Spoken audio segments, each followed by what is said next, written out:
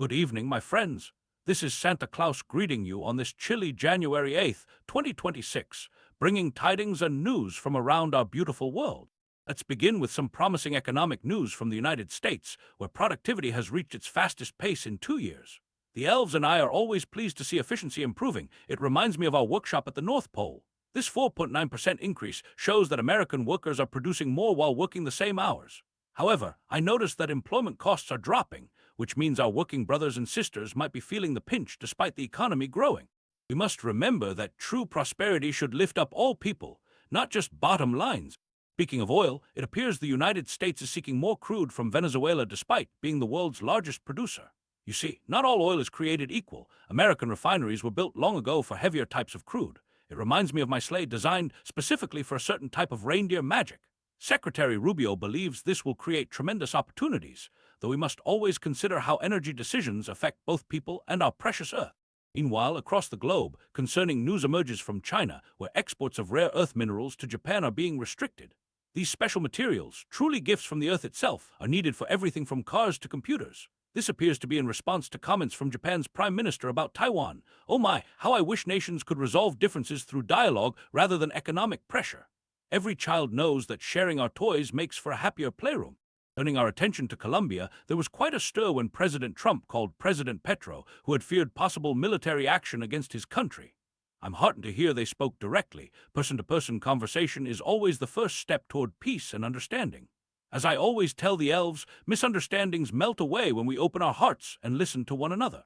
In maritime news, a tanker bound for Russia reportedly suffered a drone attack in the Black Sea. No crew members were hurt, thank heavens, but these incidents remind us of the dangers faced by those who work at sea, far from their families.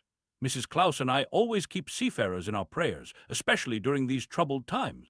The situation in Yemen continues to be concerning, with reports that the Southern Transitional Council leader has fled to the United Arab Emirates. This development could deepen tensions between Saudi Arabia and the UAE. My heart aches for the Yemeni people who have endured so much suffering. May peace find its way to their doorsteps soon. In Paris, French farmers have brought their tractors to protest against a trade deal with South America. These hardworking souls who tend the land fear being overwhelmed by imports that might threaten their livelihoods.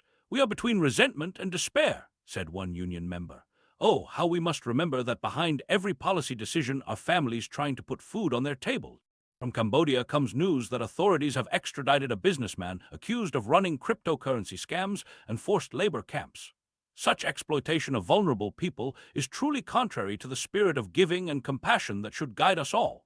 Every person deserves dignity and freedom, not to be treated as a means for another's gain.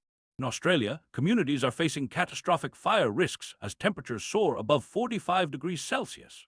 The heat wave is the worst since the devastating fires of 2019 and 2020. Let us keep our Australian friends in our thoughts and pray for the safety of those in harm's way, including the brave firefighters who rush toward danger while others flee. Finally, there's news from Philadelphia's historic shipyard, now owned by South Korea's Hanwha, which finds itself with an abundance of demand. What a wonderful challenge to have! The company plans to invest $5 billion to modernize the facility and dramatically increase its workforce. This could be a wonderful opportunity for American workers and craftsmanship to flourish once more. As we reflect on today's news, remember that whether in times of prosperity or challenge, what truly matters is how we care for one another. From the North Pole to the Southern Seas, we are all connected in this beautiful tapestry of humanity.